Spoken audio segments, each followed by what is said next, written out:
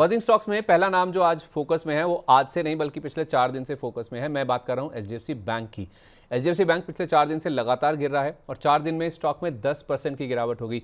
आप कहेंगे कि 4 दिन में 10% गिरा है तो इतनी बड़ी बात क्या होगी? भाई एचडीएफसी बैंक है, कोई छोटा मोटा नाम नहीं है, बड़ा है, दिग्गज है, मैमथ है। एलिफेंट साइज का कोई स्टॉक अगर 10% ऊपर या नीचे हो जाए ना तो वो उथल पुथल पैदा कर देता है, दोनों साइड, ईदर साइड, मतलब चाहे गिरे चाहे वो चले। और एचडीएफसी बैंक जैसे स्टॉक का गिरना, जैसे मैं अभी आपको कह भी रहा था, बैंक निफ्टी 11 महीने के निचले स्तर पर आ गया। 52,000 का जो लेवल था वीएलएमएम का वो भी हिट हो गया। तो मैम ये 10% की गिरावट जो एचडीएफसी बैंक की हुई है पिछले 4 दिन में, उसमें ठीक है इनके पार्ट टाइम चेयरमैन का इस्तीफा आया है, 81 बॉन्ड्स की जो मिस सेलिंग का मामला है, सारी चीज़ें हैं इसमें। लेकिन मैम इतनी बड़ी गिरावट किसी ऐसे दिग्गज में जो कि रेयरली मूव करता है 1 से 2% से, तो वो क्या दिखा रहा है, क्या दर्शा रहा है? पहले तो ये बताइए, फिर स्टॉक में क्या करना चाहिए। It's a strong punch in banking sector या इंडस्ट्री, ऐसे बोल सकते हैं कि बैकबोन में एक स्ट्रॉन्ग पंच है ये। क्योंकि ये ना सिर्फ सेंटीमेंट्स को और मैंने ये पंच इसलिए जानबूझ के मैंने ये जो पंच की यहाँ पर ये बात की ना, बैकबोन, मतलब दिस इज समथिंग, हम इसको बैकबोन के नाम से हम इसको इंडिकेट करते हैं हमेशा, है ना। और प्राइवेट बैंक का सबसे ट्रस्टेड, सबसे बड़ा, सबसे most beautiful bank it was used to be considered. And पिछले 1 साल में हम देख रहे हैं कि इसमें एफआईएस लगातार बिकवाली कर रहे हैं। अब ये तो हो गई, अगर ये कोई दूसरा बैंक होता तो बात उतनी खराब नहीं थी संदीप जी। बात ये इसलिए ज्यादा खराब हो गई है कि घर का बड़ा, जिस पर आप सबसे ज्यादा ट्रस्ट कर रहे थे, वो, I don't know I should use this word, लेकिन मैं क्योंकि एक लेमैन की भाषा में एग्जांपल दे रही हूँ, उसी के कैरेक्टर पर सवाल उठे हैं एंड कहीं ना कहीं प्रूव भी कर रहे हैं। तो ये जो चीज है ना, ये पूरी की पूरी इंडस्ट्री को सेंटीमेंट खराब करने के काम करती है कि अच्छा, एचडीएफसी बैंक में ये हो सकता है, जहां पर नेक्स्ट टू इम्पॉसिबल थी बातें, वहां पर ये हो रहा है, तो इट इज लाइकली कि दूसरे बैंक्स में भी पॉसिबिलिटीज होंगी। अच्छा, इस तरह की रेगुलरिटीज तो क्योंकि दूसरे छोटे बैंक्स में भी दिख सकती है। तो ये सारी चीजें जो सवाल आते हैं ना, उस सवाल के इंटेंशन, उस सवाल के एक सेकेंड जस्ट मैं कंटिन्यू करूंगी इसको यहीं से। चलिए, इस बीच आपको बता दूं कि बाजार में अभी भी जब हम बात करें तो 500 पॉइंट से ज़्यादा की गिरावट है। 22,600 के आसपास के लेवल्स पर निफ्टी फिलहाल ट्रेड कर रहा है। दिक्कत क्या हुई है कि ओवर द वीकेंड जो 2 दिन बीते हैं छुट्टी के, उसमें ईरान और ट्रम्प साहब के बीच में जो युद्ध की स्थिति है या फिर जो बातचीत है या फिर जो स्थिति है वो काफ़ी ज़्यादा बिगड़ गई है। ट्रम्प साहब ने एक बहुत बड़ी धमकी दे दी कि 48 घंटे के अंदर अगर उनकी बातें नहीं मानी जाती हैं तो फिर स्ट्रेट ऑफ हॉर्मुज को लेकर साफ तौर पे उनका इशारा था, तो फिर वो ईरान के जो पावर प्लांट्स हैं उनके ऊपर भी अटैक कर सकते हैं। मैम आप कुछ कह रही थी, प्लीज कंटिन्यू कीजिए। यस, तो इट्स लाइक कि घर का जो सबसे बड़ा और सबसे ट्रस्टवर्दी पर्सन था, उसके ऊपर ऑब्जेक्शंस आए हैं। तो एचडीएफसी बैंक की पोजीशनिंग प्राइवेट बैंक्स में वैसी ही है, इनफैक्ट इंडिया के बैंकिंग सेक्टर की अगर आप बात करो तो वैसी ही है। तो जहां पर अभी दुबई वगैरह वाले बैंक्स में जो ब्रांचेस है, वहां पर थोड़ा से कंसर्न, यूएई वाले साइड में वहां पर कंसर्न प्रूव हो गए और फिर कुछ फायर्स भी हुए हैं, कुछ लोगों को निकाला भी है। तो ये जो इफेक्ट है ना, रेज्ड आईब्रोज जिसको आप कभी कभी बोलते हैं, that I raise my eyebrows, तो वैसी सिचुएशन बाकी जो बैंकिंग स्टॉक्स हैं उनके ऊपर भी आती है कि वहां पर तो कुछ ऐसा नहीं हो रहा है। और जब ऐसा होता है किसी बड़े में, तो छोटे छोटे जगह पर भी लूप होल्स मिलते हैं संदीप जी, जो एक एक करके बाहर आते हैं। So these all things coming at once, ये जहां पर युद्ध हो रहा है तो वहां पर बैंकिंग की बातें ये सब आ रही है, तो ये सारी चीजें एक साथ आ रही है। और मेरे ख्याल से उसी प्रेशर में हमारा पूरा बैंकिंग, प्राइवेट बैंकिंग सेक्टर्स के स्टॉक्स में और प्रेशर रहेगा। 720 तो ये आ ही रहा है, आराम से आ रहा है एचडीएफसी बैंक, उसके हिसाब से अपने ट्रेड्स वगैरह प्लान कर लीजिए।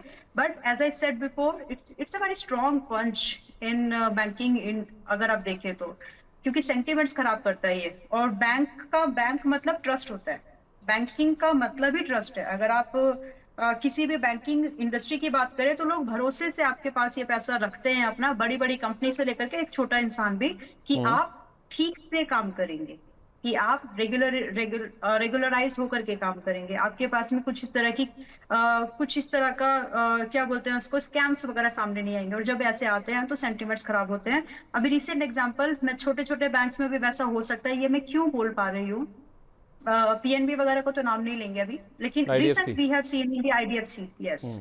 तो ये चीजें हैं जो सेंटीमेंट्स को खराब कर रही है, और दिखेंगी, एक एक करके चीजें दिख सकती है। तो फिलहाल के लिए 720 तो ये आ रहा है, उसकी तैयारी करिए, डरिए मत। आप एक कहावत आप यूज करते ना, every cloud has a silver lining. तो इस गिरावट में सिल्वर लाइनिंग आएगी, और वो ये है कि वैल्यू इन्वेस्टमेंट।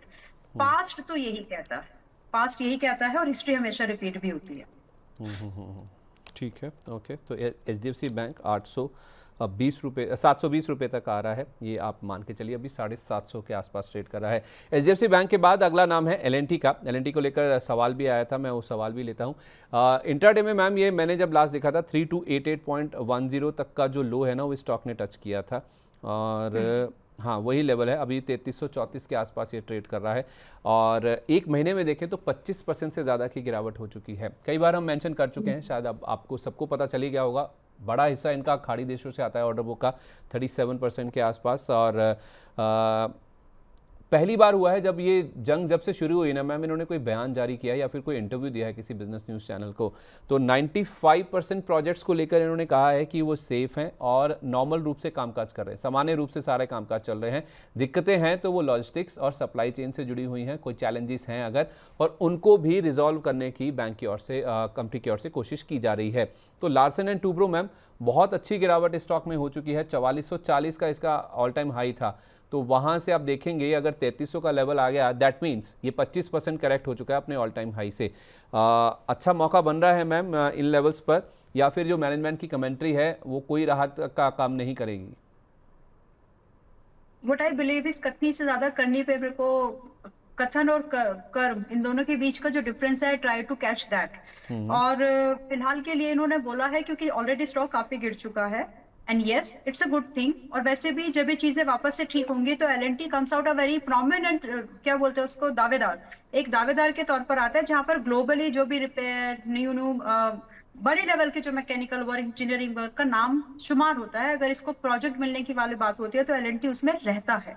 तो जितना भी ये डिस्टरबेंस आ रहा है, ऑफ कोर्स इसकी ऑर्डर बुक तो इंप्रूव होगी, बट क्या हमें नया पैसा आज लगाना चाहिए, या फिर हम पहले से इन्वेस्टेड हैं तो क्या पूरा पैसा आज लगाना चाहिए?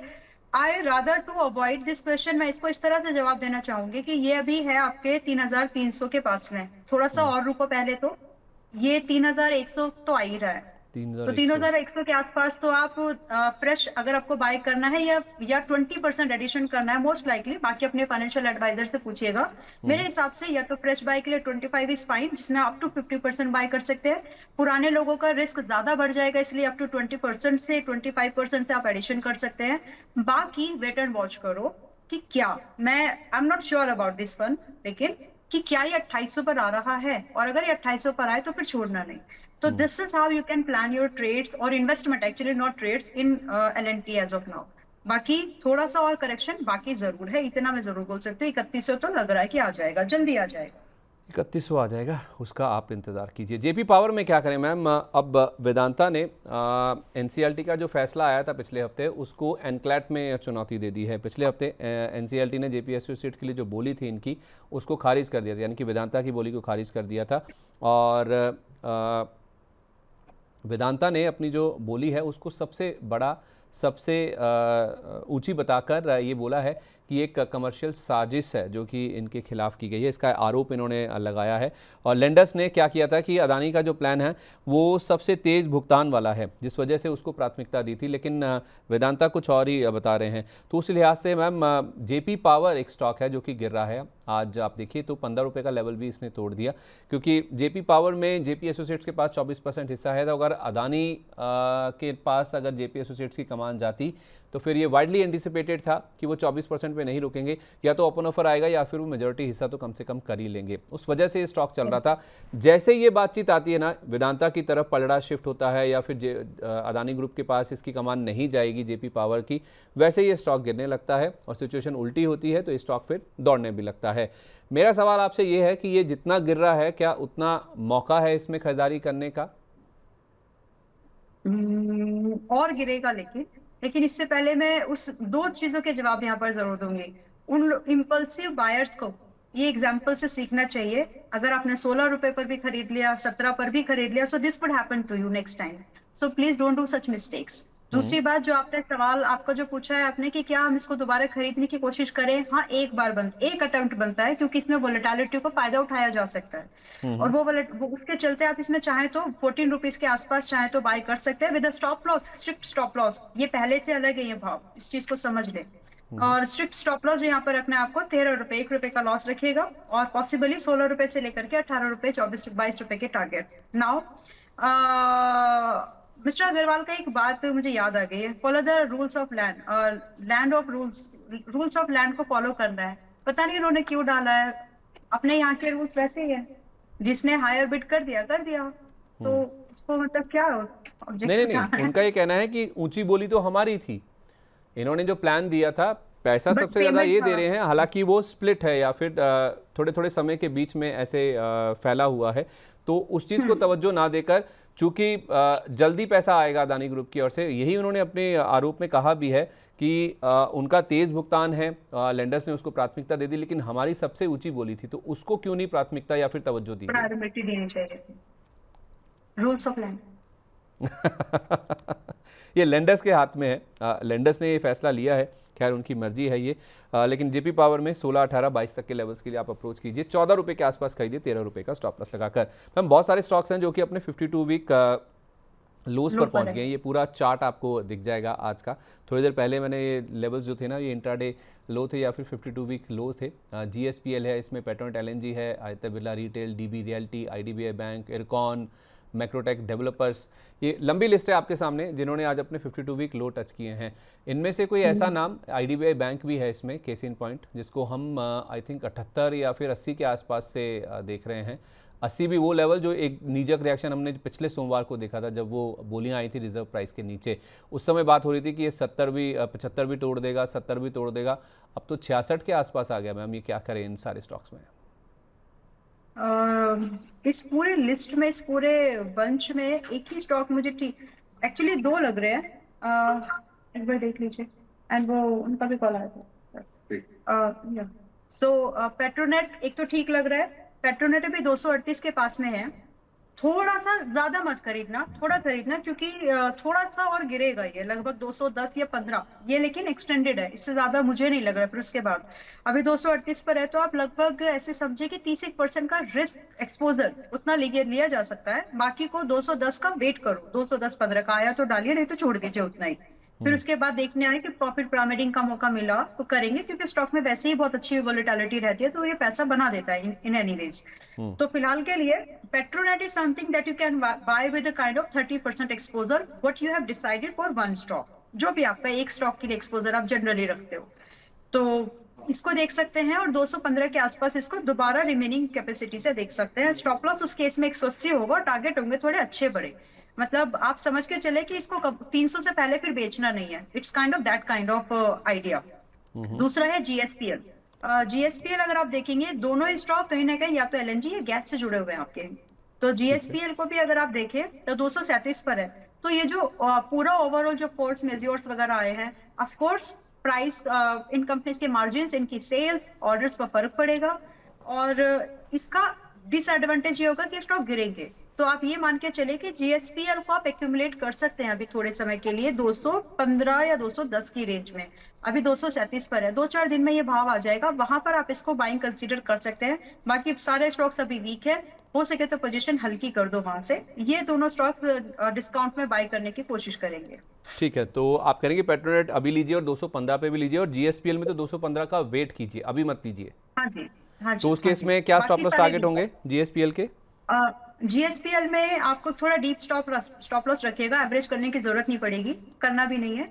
तो स्टॉप लॉस आप रखना यहाँ पर 185 का, 185 का, and possibly you will get the target like 280 and 330। 280 and 330 के टारगेट्स आपको दिख जाएंगे, लेकिन उतना ही बाय करना जो आप इन्वेस्टमेंट के तौर पर रख सके, ये बहुत क्लियर स्टेटमेंट है इसके साथ।